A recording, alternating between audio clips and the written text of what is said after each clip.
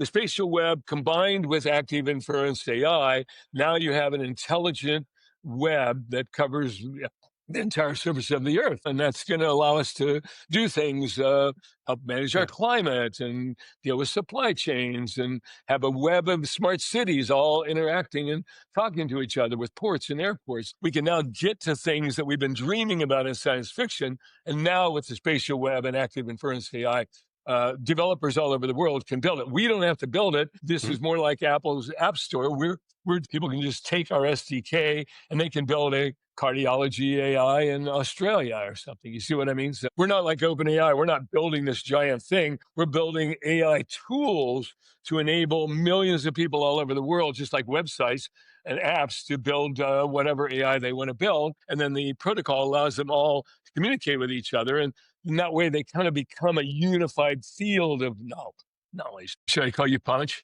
Yeah, you can call me Punch. That's fine. So Dan Whatever you, Mapes, whatever you want, whatever you want. Okay. So, Punch is fine. In fact, okay, I'll try to get start you one over. of these.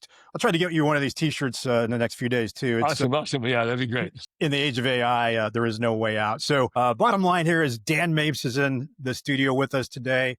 He is the director of the Spatial Web Foundation. He's also the founder and president of Versus AI. For those of you who are not familiar with Versus, that may or may not be fine, depending on where you are as an investor or as a AI enthusiast or a leader in an organization. But that's why we're here today. So Dan, welcome to No Way Out. Good to see you. Thanks, Punch. Great to see you. Hey, so I'm thinking I'm going to do something a little different with you today. And what I like to do is give you a little background on how we came to have this conversation today. I want to go back about 4 or 5 years, share with you some insights. And if I share anything that I shouldn't share, we could always edit that out later. You'll need to tell me. But I want to give you some background, and I think it's going to start might be a good foundation for our conversation today. It's going to be pretty unique. So hold on, everybody. Going back about 4 or 5 years, I'm a product of a culture war known as the war on drugs. So going back to the 70s, we found out that, hey, psychedelics are bad, stay away from them. I went into naval aviation. I crawled into a bottle at the age of about 22, 23. We drank a lot of alcohol.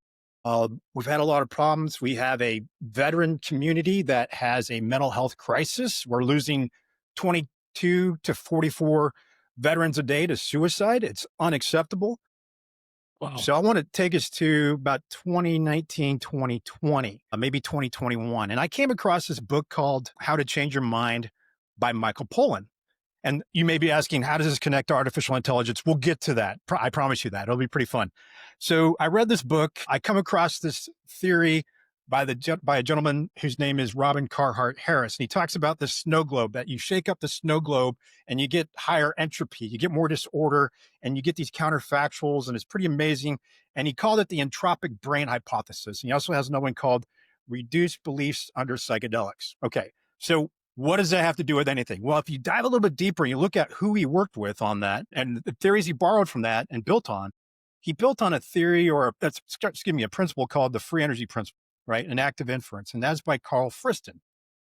So long story longer, I hold space for one of my friends down in Mexico. I get to see the power of ibogaine and 5-MeO-DMT. And in just a few weeks' time, we're going to see on Netflix a movie called In Waves and War that features a lot of the folks that are working on psychedelic assisted therapies for veterans down in Mexico.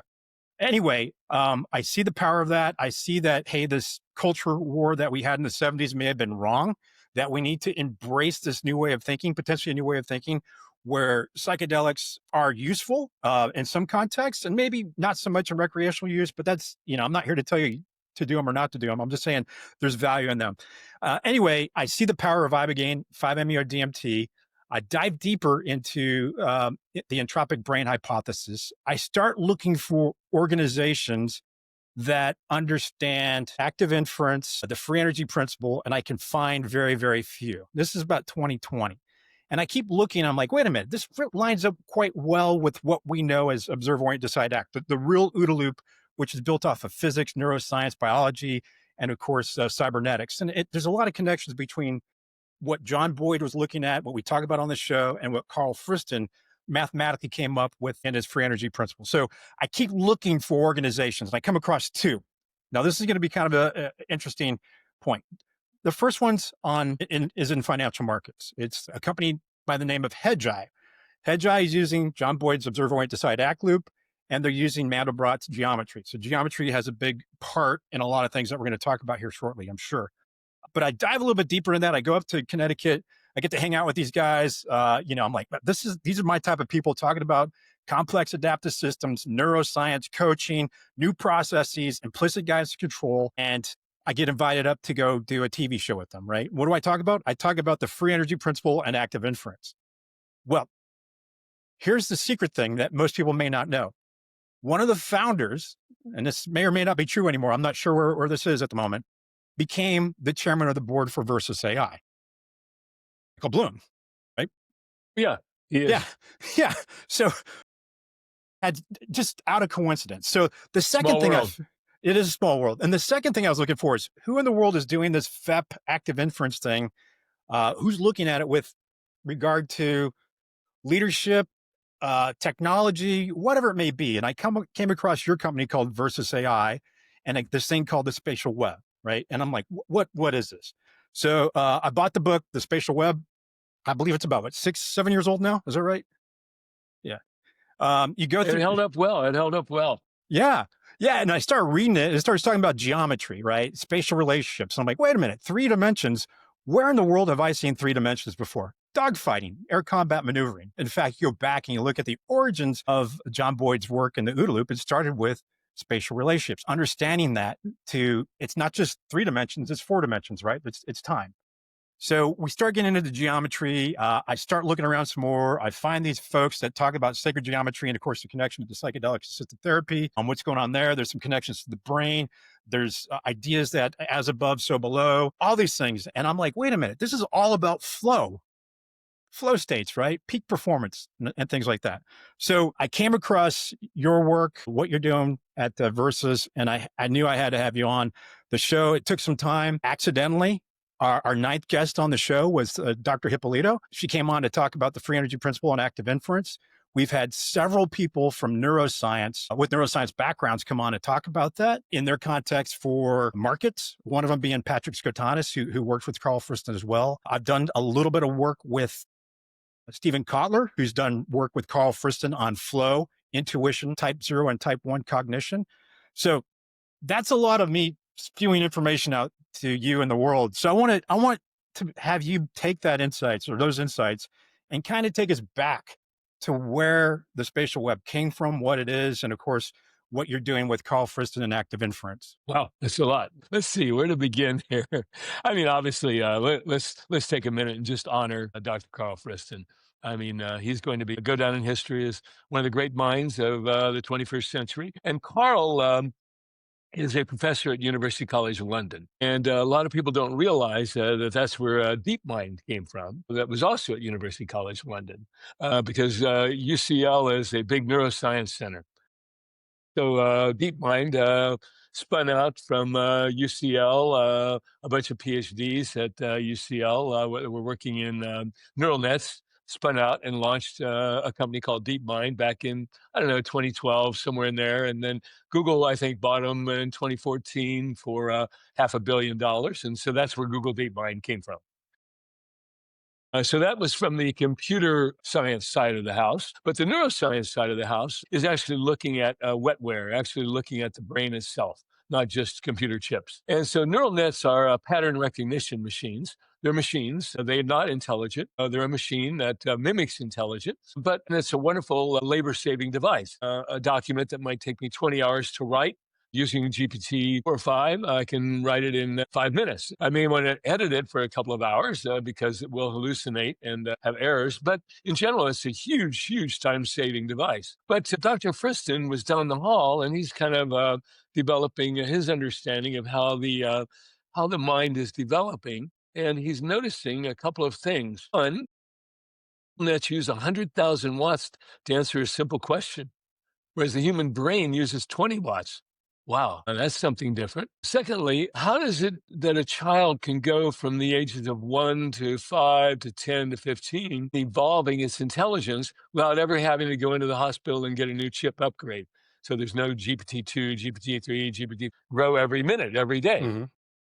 So as he attacked that problem back in the early 2000s, he discovered the free energy principle.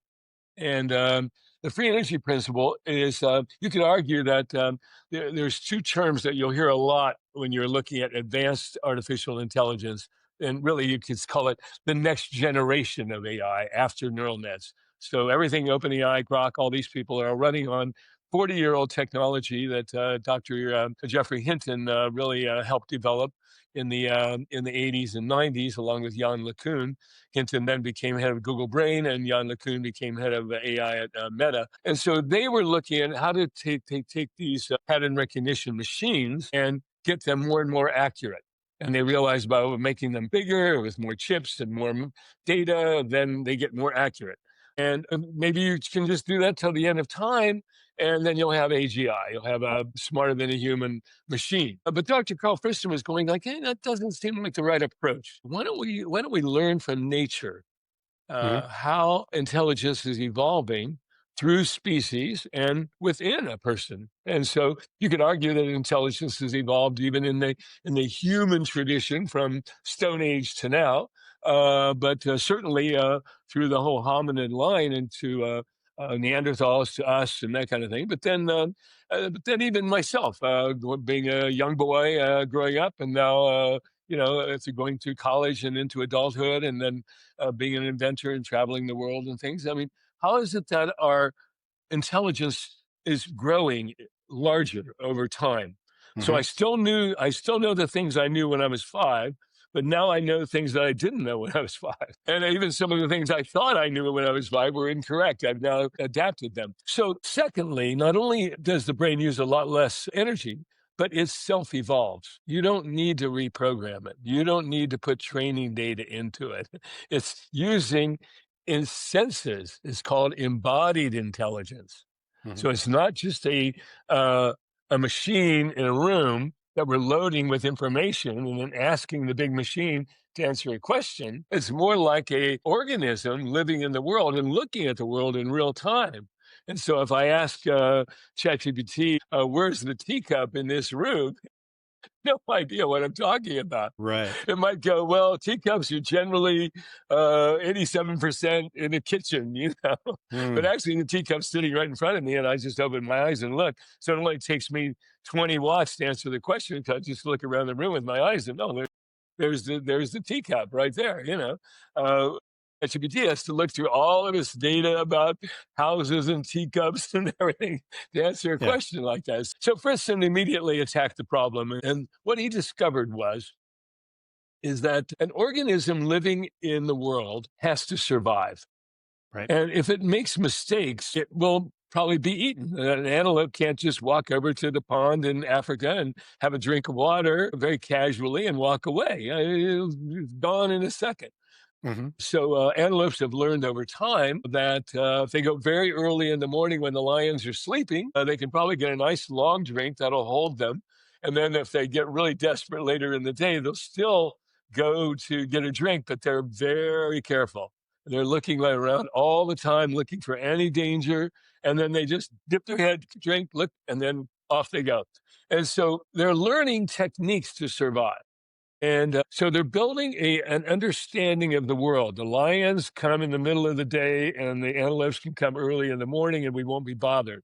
And so that is called a world model. You're building an understanding of the world around you. And a 1-year-old kind of models the house. 2-year-old goes the yard. Once they get their bike at 6 or whatever, they can ride around the neighborhood. They're modeling. Their world model is growing. And the model isn't only geospatial, it's also psychological. If I do this, it makes mom mad, or things like that. And so we're modeling the world constantly every day. Even this conversation will cause your world model to shift a little bit, and my world model to shift a little bit. Hmm. And people listening to it will do it. And so that's how we're evolving our consciousness, our understanding of the world. So I So want to make it. how would we do how I would want we to make do a that point. mathematically? Yeah. Well, let me just finish the thing. So then his question was, well, then how would we do that mathematically? And so he came up with two things. One's called the free energy principle, and the other is called active inference intelligence. And so you could say that the free energy principle is the why. Why do we, how does this work? What's going on? And active inference is the how. How do we restructure our thinking and our world model so that it grows? Well, if you understand the why and the how, now you can mathematically model that.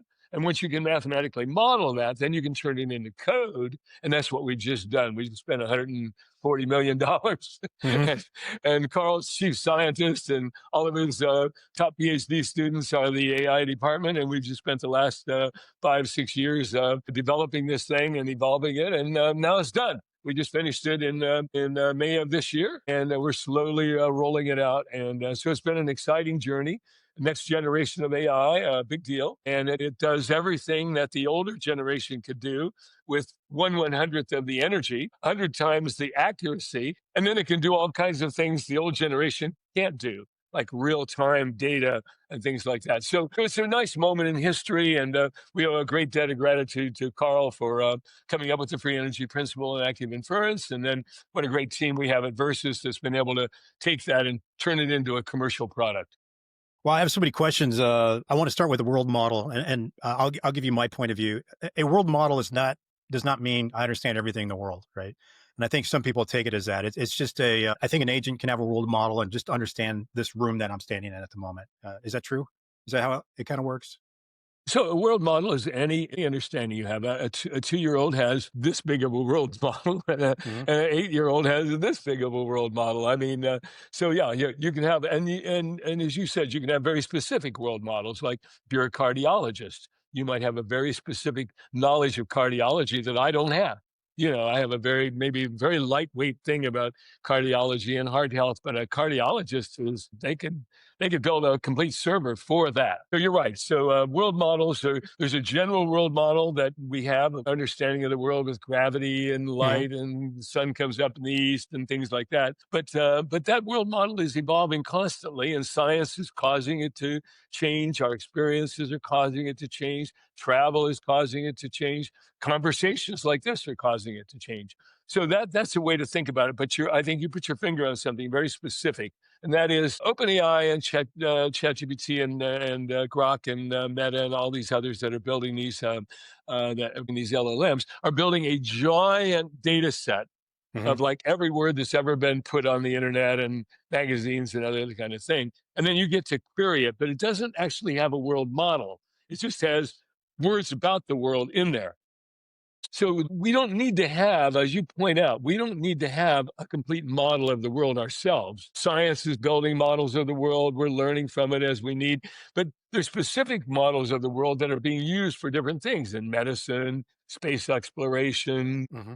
manufacturing, whatever it is, pharmaceuticals. And so these are very specific world models. And so that's another thing that Karl noticed is that why build a giant thing that requires billions of watts to run? Why not build a number of specific things and have them very specialized and curated around cardiology, around space exploration, around Mm-hmm. education, whatever subject matter, and then let them talk to each other. And so that's what the spatial web is. So what we've learned on the internet is if we make a protocol, the first protocol was TCP/IP that enabled email. It allowed every computer in the world to talk to every other computer in the world by just having an IP address, and really got cool new approaches to sending messages across the network. And then Tim came along with HTTP and HTML and said, "Hey, let's do fully formatted pages with Mm-hmm. HTML so we can locate things on the page, and HTTP to link them all." And then the spatial web says, "Hey, why don't we?" So now we have a web of communication first, then a web of information. Why don't we have a web of intelligence? And so that's really what the spatial web is. It brings in a web of intelligence with, instead of 2D pages, three-dimensional geospatial environments. Mm-hmm. So that the spatial web combined with active inference AI, now you have an intelligent web that covers the entire surface of the earth. And that's going to allow us to do things, help manage our climate and deal with supply chains and have a web of smart cities all interacting and talking to each other with ports and airports. So that's kind of the exciting moment here. We can now get to things that we've been dreaming about in science fiction. And now with the spatial web and active inference AI, developers all over the world can build it. We don't have to build it. This Mhm. is more like Apple's App Store. We're delivering a platform. People can just take our SDK and they can build a cardiology AI in Australia or something. You see what I mean? So Yeah, it's yeah. not, we're not like OpenAI. We're not building this giant thing. We're building AI tools to enable millions of people all over the world, just like websites and apps, to build whatever AI they want to build. And then the protocol allows them all to communicate with each other. And in that way, they kind of become a unified field of knowledge. So that's kind of a quick way of looking at the overall thing and why this is such an important moment. So let me try this on you. In complex adaptive systems thinking, we learned that it's the interactions between the agents that matter. The quality of the agents matters less than the protocols, the interactions. In fighter aviation and commercial aviation, we learned that protocols, what we call crew resource management, teaming skills, matter more than the quality of the agent. Same thing is true in sport. You can have an average group of players beat phenomenal players if they're interacting at a higher level, if they have more flow, if you will. So what we're seeing is that the protocol that you're talking about is kind of like connecting these, I'll call them agents with OODA loops for now, but they're agents with a world model, which we call orientation. They have sensory states that access the external world, and they have active states where they can act on that world, which is the same as the OODA loop, where you have observation and you have action. So those represent the boundary states, and you put a boundary around them. So what I think the way I look at this is you're copying nature. You're just saying, hey, if we do what nature does, Ecosystems. yeah. And we may be wrong with FEP may change over the next 20, 30 years, but what we know today is the best we know right now, right? And that's all we're Well, saying is, even if FEP doesn't change, a child doesn't have to change its FEP. Mhm. Just by us taking in more data, it just becomes more aware and turns into an adult. So FEP doesn't have to change. E equals MC squared doesn't have to change. This is a principle in nature. So that's the great thing. I mean, think about it from an inventor's point of view. There's two ways to invent. One is to hack something together. Hey, here's a wheel. Here's a wheel. Let's make a bicycle. yep. There's another way to invent, which is let science do its magic and then use that result of that science to invent. So the Bernoulli principle is a good example. Bernoulli principle, you ask any normal person, they think an airplane flies through the air because the No. jet engines push the wings this way and it surfs the air. No, it's because, it's the shape of the wing and creates a negative lift. But we didn't know the Bernoulli principle for a long time. And then we did. And then now you can apply, once you know the math of the Bernoulli principle and you know the weight of the plane, the actual wings and everything are almost designed by the Bernoulli principle. This is how big the wing has to be. This is how much thrust you have to lift that off the ground. So if you have a science foundation and then on top of it, then you build your engineering applications, that's a really good, solid approach. And that's what we've done here. Karl represents kind of the peak of European scientific thought. And it's odd, too, that so much of AI comes out of England. I mean, Alan Turing Mhm. was in England at Bletchley Park when they built the computer to crack the German cipher. And he's really the first person to kind of coin artificial intelligence. And then Tim Berners-Lee, the English guy, Mhm. developed the World Wide Web, and Wow. Karl now with active inference. And so, of course, even DeepMind is based in England. And so we really have a great tradition in England around advanced computing architectures. And then we put that together with Silicon Valley entrepreneurship and engineering. So it's a nice combination of a good scientific foundation with good engineering on top of it. Really, what's allowed Versus to have the breakthroughs that it's having. And if you go to our website, you'll see the breakthroughs that we're beating everybody at the Atari games. The latest one was on robotics. They have a test for robots called Habitat. And probably the best score on Habitat might have been, I don't know, 50 something prior to us. But the way that neural nets work is you have to pre-train them. You have to Mhm. give them millions and millions of instances of possible things they might encounter. If they then encounter something they don't have in their training data, they're kind of flummoxed. They don't have a reasoning ability to adapt. So all the different robotic systems up until now have been based on neural nets. And so, and they don't do very well, but they do better and better over time. But we just took the test here a couple of months ago, and we just wanted to make a point. So we didn't do any pre-training at all. No, no pre-training. So very costly to pre-train, millions of dollars to build all these millions of instances and train the neural nets for the robot and all that. No pre-training. Just pure active inference. Robot comes into the situation, solves the thing, scores something like a 75, and beats everybody with no cost, no pre-training, nothing. So that's so radical this new technology is. It really is a tiny fraction of the cost and a multiple capability, and then the ability to do things that we've never been able to do before because it just unlocks new possibilities. So you brought up a couple places where your creativity or novelty emerges from. One is your analogy of breaking things apart, like snowmobiles.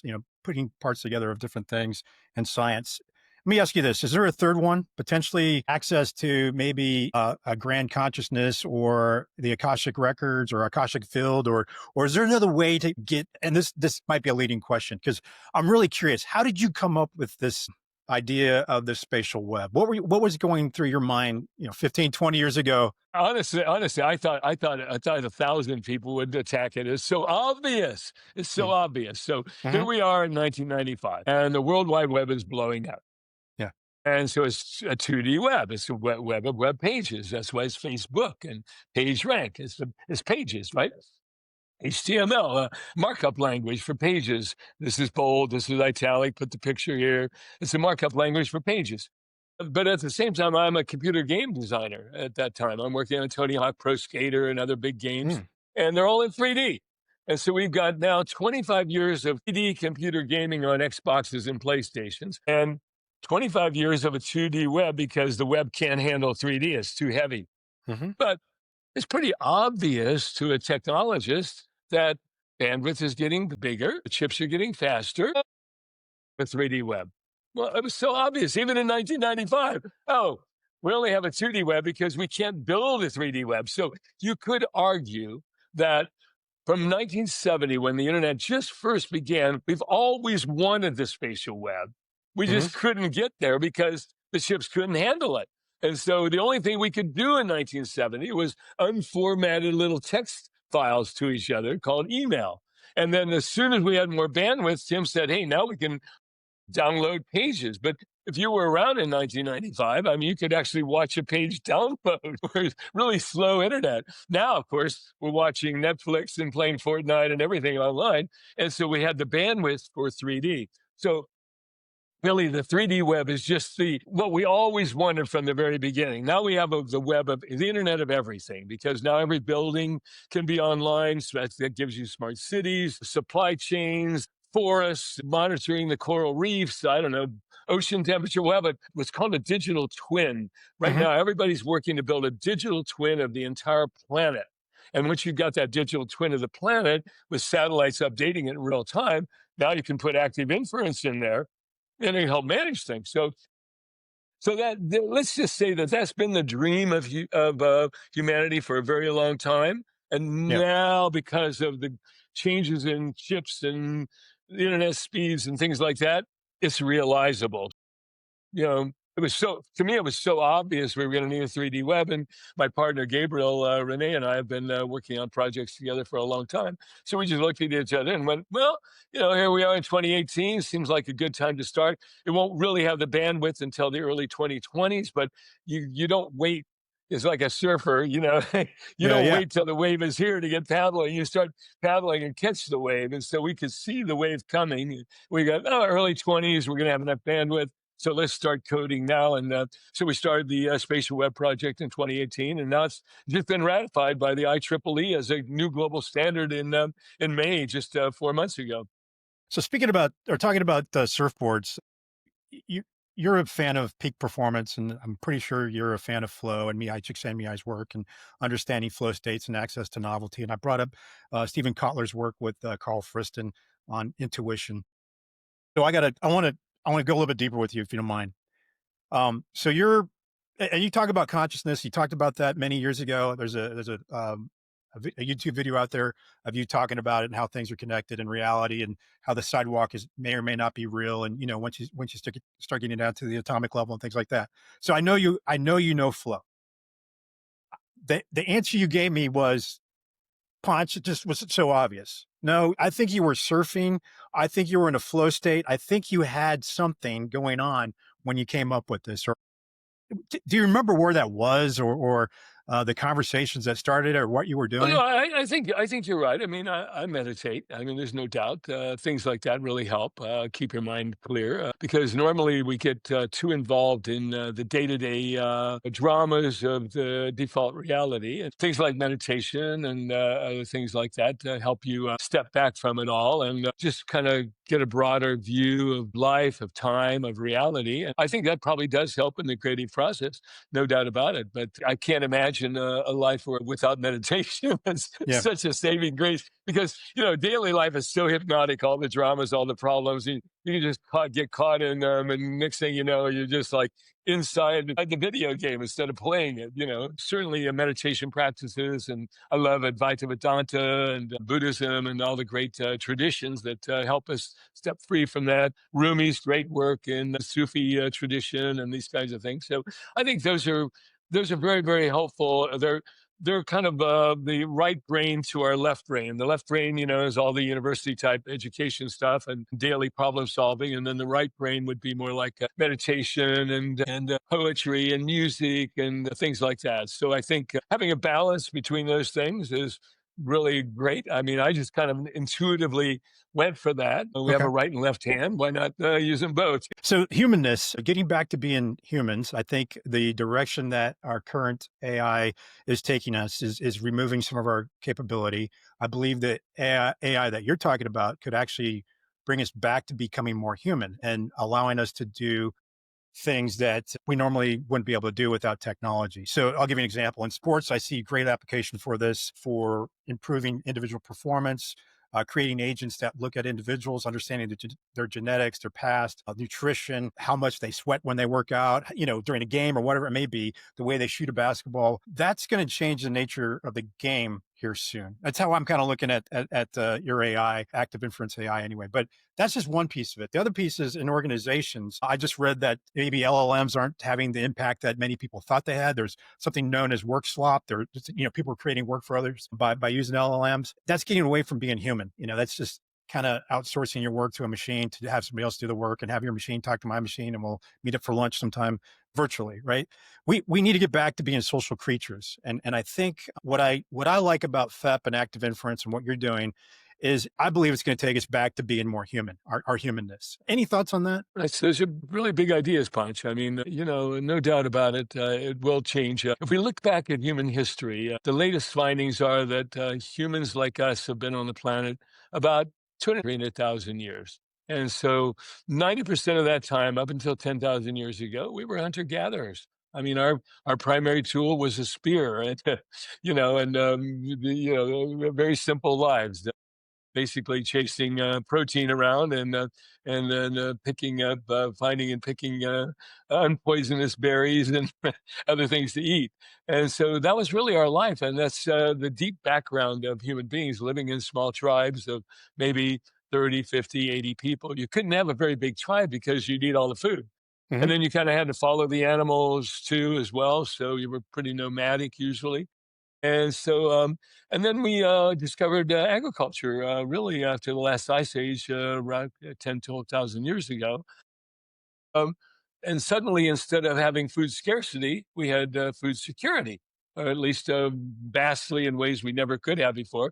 And that allowed the growth of people could stay in one place. Suddenly, they needed mathematics to count how many jars of olive oil you had and how many bushels of wheat I had. Next thing you know, you got civilization really popping and huge empires growing, the Persian Empire, Greek, Rome, and all these things.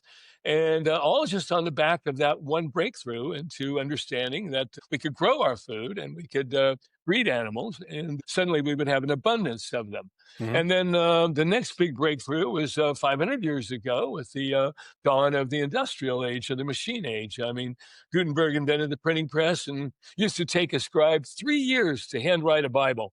Hmm. And so they would be commissioned. That's $150,000 in minimum wage in today's money. I mean, Yeah. they would be commissioned by a royal family or something, and not many people read. And his life was pretty simple. You were generally just apprenticed for your work and worked on a farm, or you were apprenticed to the blacksmith or whatever. And suddenly, the printing press came out in 1457. There were hardly any books in circulation in Europe at the time. And by 1500, less than 50 years, there were 20 million books in circulation in Europe. And then the 1500s was the Renaissance. It just an explosion of ideas and philosophy and art and science and new governance models and the Reformation. I mean, just like huge change in the next 100 or so years. Great age of discovery. People will start sailing ships all around the world, and we live in the world where we live in that world now. That's the industrial age, we call it, or the machine age, or whatever you like. But now that's ending right now. It's ending right now, and everybody can feel it. It's like, oh my God, what are we stepping into? There's a whole new thing coming in here with computers and networks and virtual worlds and artificial intelligence. And well, it's as radical as the machine age was to the ag age. Now this new intelligence age is that radical to the industrial age. And so I think everybody's feeling that, and it's exciting and terrifying because we're creatures of habit. For Hmm. 250,000 years, we just hunted animals every day and ate food and survived. And we like things to be predictable. And when we go through these big renaissance moments, and we're definitely in a renaissance moment right now, the pace of change is so fast that it kind of overwhelms us a little bit with change. But it's like what happened after the last Renaissance. Oh my God, a world opened up. You can bring anybody here from 1400, and they're going like, you guys are Yeah. living in science fiction, airplanes and electric lights. So what is all this stuff? And so we're those people. We're like the people in 1400. If we could go out to 2100 and see what we're going to create, we'd be going like, oh my God, our best science fiction wasn't as good as this. Probably lifespans will go up to what, 150. I mean, Wow. mass abundance, super wealth, disease pretty much wiped out. Probably interplanetary at that point. Hmm. So, I think we're on the verge of something really, really extraordinary, and we don't really have to overcome the limitations of the industrial age. It just gets solved by this explosion of all this intelligence, and there'll be a billion robots running around the planet here in 5 or 10 years. Wow. Robots right now, I'm amazed at the price of robots. Humanoid robots right now, you can buy them for under $10,000. Hmm. That's today. What's it going to be like in 2030? I mean, billions of robots, and they're going to just be able to, every house will probably have a robot just like they have a car now.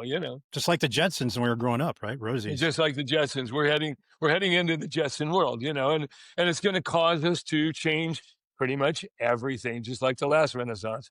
Government will change, education will change, medicine will change, social relations will change. Maybe we won't have to live in big cities so much concentrated because you want to be near your job. You don't want to have to commute for an hour. If there are no jobs, or if you're remote working, you can live wherever you like. And so we might get more of a web of communities rather than these giant cities that we're living in now. So if you go out to 2100 and look back, you'll be able to see the change really clearly. Right now, we kind of can intuit it, but we can't see it really clearly. But clearly, massive, massive change is coming. And the great thing about human beings is they're the most adaptable animal ever Yep. created on the planet. That's why there's Yeah. 8 billion of us. So we'll adapt and we'll learn and we'll understand how to use various new technologies and tools to take care of everybody. And because of mass abundance, probably there'll be so much abundance around that no one will get left behind in this next round. So let's talk about current assumptions in AI, namely massive data centers and high energy requirements. And we've already talked about, if you look at the brain if the brain is an expensive organ, it just reduces its energy spent by creating predictions, right? So that's what makes your technology powerful, as you follow the ecological approach, the natural intelligence approach.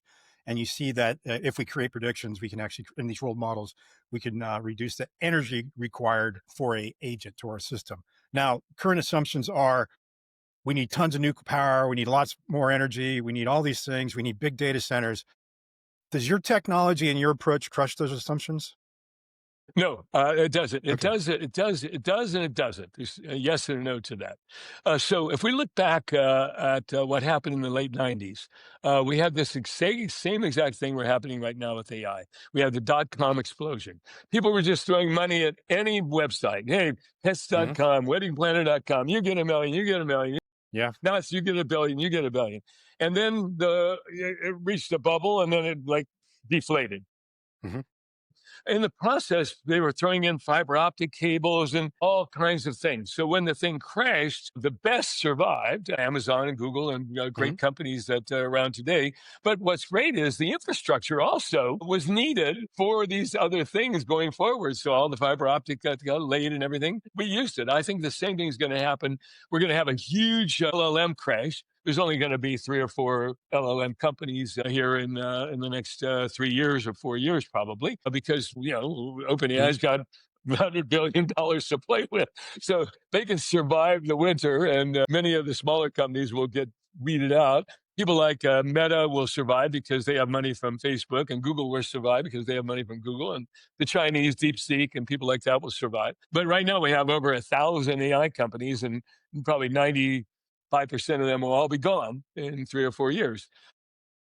But because they're building these giant data centers, they won't be used for AI. You don't need them if you're using active inference because you have Mhm. millions of little data models all over the world, and they're all just communicating with each other like the World Wide Web. So it's just an extension of the web. You can run on the cloud. You can run an AI on a smartphone with active inference. So it won't be the AI that's using those data centers. It'll be computer graphics.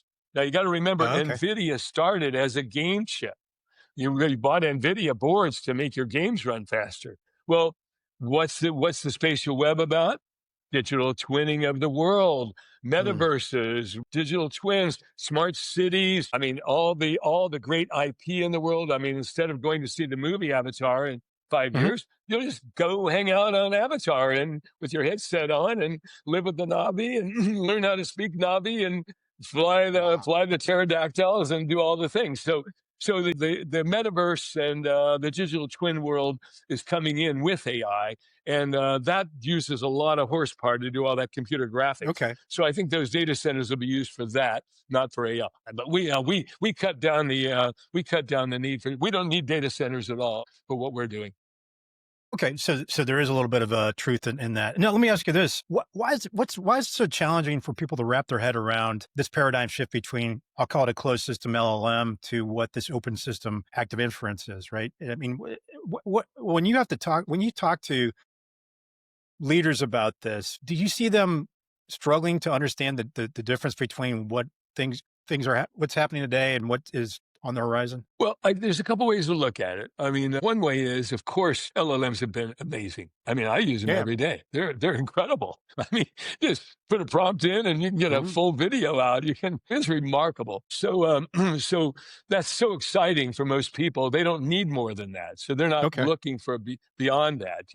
Now NASA and other big corporations and smart cities, they need more than that. They're very aware of what we're doing. But also, what's happened in the last year is we're starting to see the limitations of the large language models. They're Hmm. good for making content, but you probably need a human in the loop to edit it.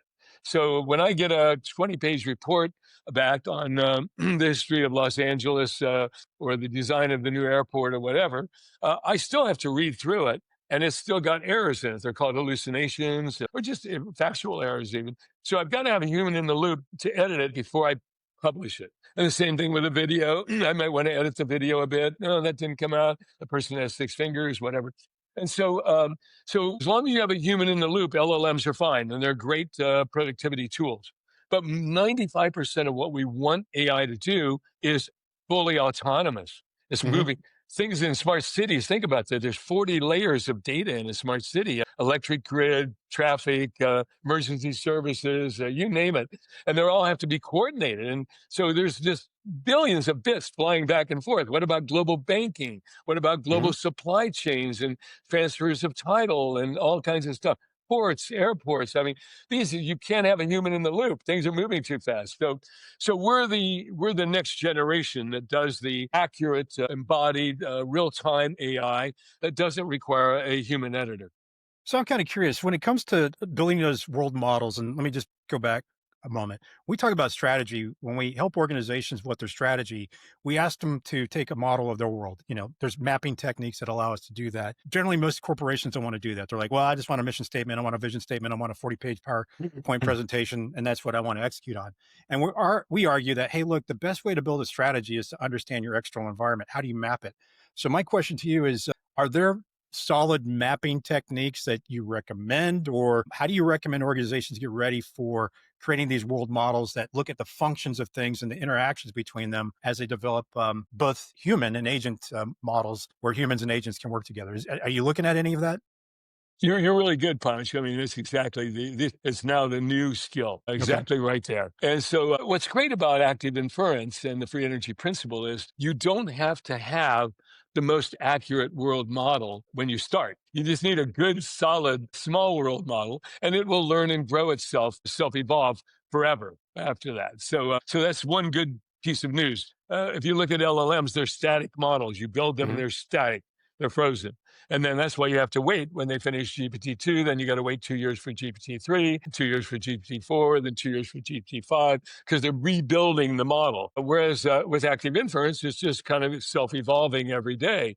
And you never do this retraining and rebuilding a thing. And so that's one good news right there. And Hmm. secondly, then you let people that have domain knowledge, your specialist in cardiology, let's say you Cleveland Clinic is going to build a cardiology AI. Well, now you've got access. They're like websites.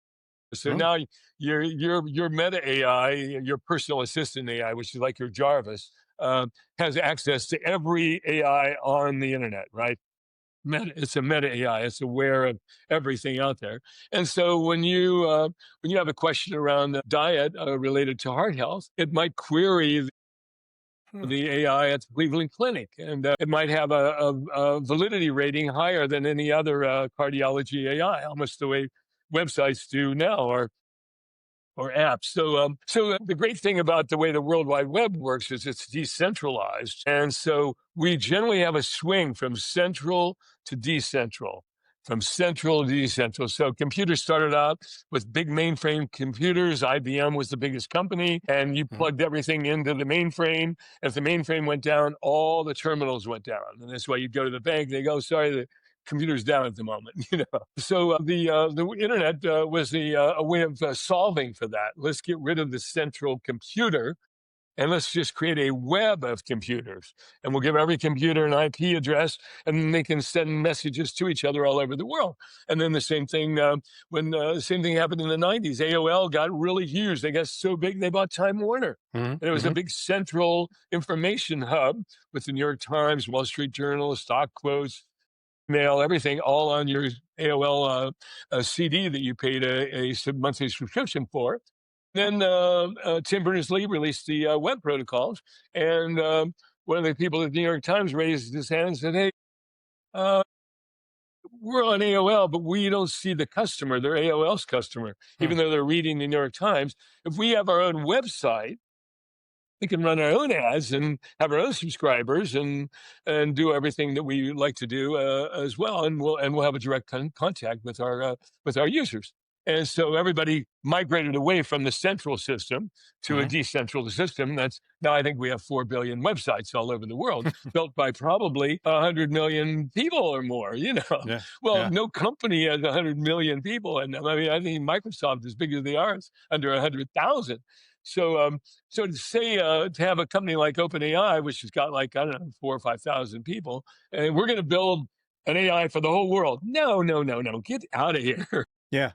No, no, no. Decentralize. Here's a tool, people. People in Malaysia are building AIs for Malaysia. I mean, AIs Hmm. for farming in Japan are going to be very different than AIs for farming in Kenya. They got to be done hyper local. So now we've got a hyper local AI. We're not building the damn thing. We're building the tools like Apple in the App Store, or like WordPress or Shopify for the website. You just grab Shopify and you can make your own store and load it up and go. And so we build SDKs that allow people all over the world to then download their knowledge into these AI domain models and then share them with the world. And they can charge for them and whatever, just very similar to the World Wide Web. So it's a World Wide Web of intelligence now instead of a World Wide Web of information. Do they have to share? Let's say there's something that's proprietary. Let's say I want to build a way to understand the stock market. I don't want to share it with the world. Can I No, of protect course, it? yeah, no. It's just like a web. You have a Okay. website. You have to be a member, maybe. You have total control over your AI. Okay. Okay. Yeah, So you can make it available. You can make it available for a price. You can only you have to be over 21 or whatever it is. You see what I mean? You have all those rules. It's just like the World Wide Web. Okay. So the idea of a distributed or federated approach is really like the concept of team of teams that everybody got excited about 10 years ago, which is actually built upon something we learned 30 years ago in the military. And that is you want to have decisions made locally. You want to push information to the decision makers. The same thing is true when it comes to building in a high performance organization. You don't want to centralize all that. You want to decentralize it. So it's interesting. I was just having a quick conversation with Dr. Bray about this, that I think that this approach is actually going to allow organizations to become more agile, more adaptive, because they have to learn from the technology. It's basically a mirror that says, here's what we're borrowing from human. You ought to learn how to do this too. You ought to learn how to work in a distributed approach with a mission command mindset where leaders you act like gardeners and provide the context, right? So I think that's my hope is No, I think you put your finger on it really nicely. I mean, when the printing press came out, as I said, hardly anybody was literate in Europe at that time. But by 1500, there was a lot of literacy. There were 20 million books in circulation, and then we had an explosion of ideas and new thought all through the 1500s and beyond up until now. And so this is going to do exactly the same thing. We co-evolve with our tools. And so now we're going to have an explosion of intelligence, call it natural or artificial intelligence, or Friston likes to call it natural intelligence. It's more like digital natural intelligence. It's the same FEP that we're running is now running on the internet. We're going to have access now to, I mean, every 8-year-old girl in the world is going to have access to as much information as the top PhD has today.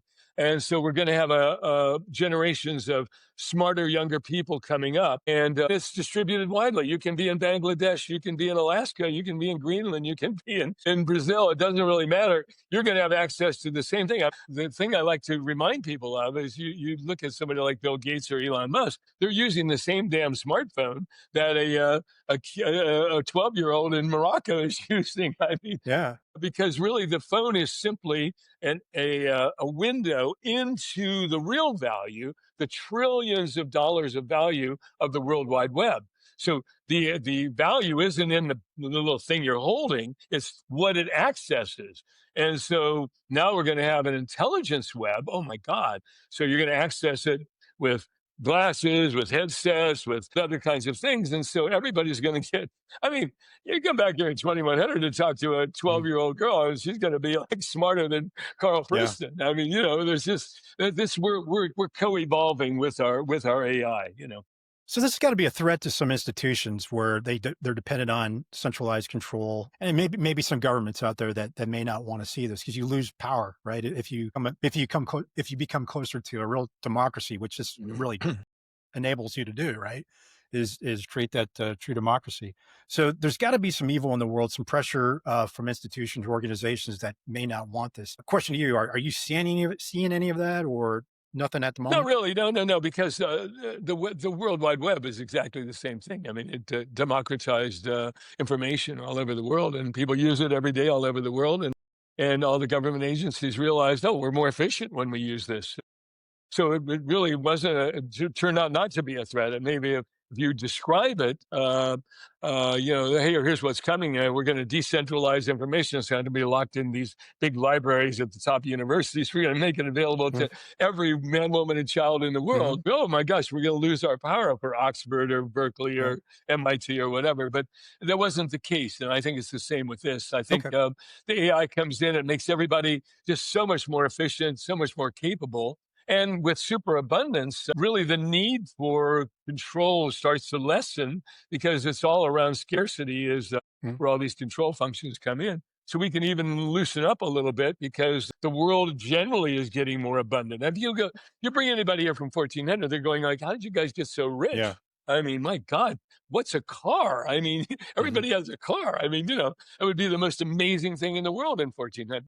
And so I think we got probably half the planet into what we would consider historical wealth over the last 500 years. Now, with the age of intelligence, we'll get the other half in as well. And by 2100, we've got a really Star Trek civilization. Wow. Well, I want to shift the gears a little bit and talk about consciousness. I know that there's a lot of discussion about that around active inference and stuff that Andy Clark talks about as well, and others are talking about it. Um, in your view, based on what you know, will this active inference in next generation AI be conscious, or can it be? So you're into an area that's really impossible to give a definitive answer to because, for one reason, we don't really honestly have a good definition of consciousness. Hmm. And there's two schools of thought right now. One is that consciousness emerged out of matter, and the other is that there is no matter. There's only Mm. consciousness. So those two schools now are having a really big discussion because when we keep looking at matter closer and closer and closer, it keeps disappearing. When I look at wood Hmm. really closely under a microscope, I can't find wood. I only see Right. molecules. And then people go, oh, well, the whole world's made out of molecules. I got it. Oh, no, I look at molecules really closely and they're all atoms. Oh, wait a minute. Oh, the world's all made out of atoms. No, we look at atoms really closely. They're subatomic particles. Then what are subatomic particles? Well, they're magnetic vibrational states. Vibrations. Yeah. So yeah, so we're kind of the materialists and the idealists are having a really interesting conversation right now around that. But what we can talk about is intelligence. Okay. And so we don't have to talk about consciousness. And so we can talk about intelligence and self awareness, that kind of thing. And then we don't get into the argument is it conscious or not conscious? But certainly by 2030, it's looking like in that region, plus or minus 3 or 4 years. But, it could be somewhere between 27 and 2035. We will probably get to a level of artificial intelligence that everybody would go like, you know, it's just smarter than human. Yeah. Yeah. Generally, AGI is called, and if when that happens, and if it happens, most people in the game believe it's about to happen. That's, that's a big historical moment because it's not stopping there; it's going to continue to grow and take us with it. And so our level of intelligence, if we talk to a Stone Age person, I mean, even a 6-year-old child has more knowledge than a Stone Age man or Yeah. woman. Yeah. And so it may be that we are the children of our own future parenting. I mean, the adults of 2100 may look at us with total compassion and go like, oh my gosh, those poor people. I mean, how did they handle all of their problems with the level of low intelligence they had at that time? We think we're so smart, but relative, it's all relative, right? Come back every 10,000 years and take a check, the average level of IQ keeps rising because the IQ score is all based on the bell curve. So it isn't based on some absolute thing. And so it's like half the people have above a 100 and half the people have a below 100. I mean, but that bell curve middle is moving To the forward. yeah. So Yeah. what Yeah. what would have been a 150 in 1800 is probably a 90 today. You Yeah. see what I mean? So you brought up vibrations, and we've looked at cymatics, we looked at sacred geometry on this podcast. We know a lot of people that look at that. There's maybe some ideas out there that vibrations and geometry can help us heal. My question to you about this is, with your background and how you look at things, and with this active inference AI, will it be able to look at these wooish things and help us understand them a little bit better? Well, AI has been helpful in that, in generally. I mean, it can find patterns that we can't see, and so I would imagine that, as you point out, cymatics alone is just amazing. How the forms come out of vibrational states and just change the vibration a little bit. The sand on a plate with vibrations on it, it takes all these amazing organic forms. I mean, they look a lot like nature. Hmm. But I would imagine AI again, like I said, this new level of AI. LLMs are generally taking what we already know and putting it into a thing, and Hmm. then we could query it. But what active inference does, it's got a curiosity quality. It's kind of constantly probing and looking forwards. I think it may help us discover things that you're alluding to Yeah. here that are beyond our current science right now. So the science we have today is relative to the science of 2100 as the science of 1800 would be to the science of today. I mean, again, Yeah. we're really cutting edge right now compared to anything we've ever been. But I mean, we still don't know what time and space are. I mean, Dr. Donald Hoffman's work at University of California, Irvine on his great book is called The Case Against Reality. I mean, I recommend everybody to read that. So we're probably on the verge of a whole new kind of chapter in science that will emerge on the back of this new renaissance we're Yeah. in. Yeah. So fasten your seatbelt. It's going to be an exciting ride. I mean, I think that's the thing we can look forward to. I think the main message I would have, really, I think, out of these kinds of conversations is uh, we're really heading into a positive future. It doesn't mean there won't be bumps as we transition from the industrial age to the age of intelligence and superabundance. But over the course of the next 20 years or so, we'll kind of figure things out and figure out how we take care of everybody and how we deal with universal incomes and things like that. But we're headed toward an extraordinary future, and that's something I think we all can sign up for. It's something we've been dreaming about, and technology is going to help us as it has historically. I mean, the plow allowed us to grow more food. I mean, these little breakthroughs really open up huge things, and AI is a huge breakthrough. So LLMs will have their role, and active inference will have its role, and humans interacting with them will take the co-evolve all of us over the next 10, 20, 30 years. Well, hey, I think that's a great place to stop. Before we do that, you brought up books. I just want to ask you, you brought up The Case Against Reality. You got another couple books you want to share with folks that you think are important to read right now? Or what's the top of your reading list? Well, gee, yeah, that's always a good question. I mean, we kind of started this conversation talking about the power of meditation and how it can free your mind from just the being too narrow thinking. So it broadens it out. So I think any of the great teachers in the meditation traditions, I think, are really valuable.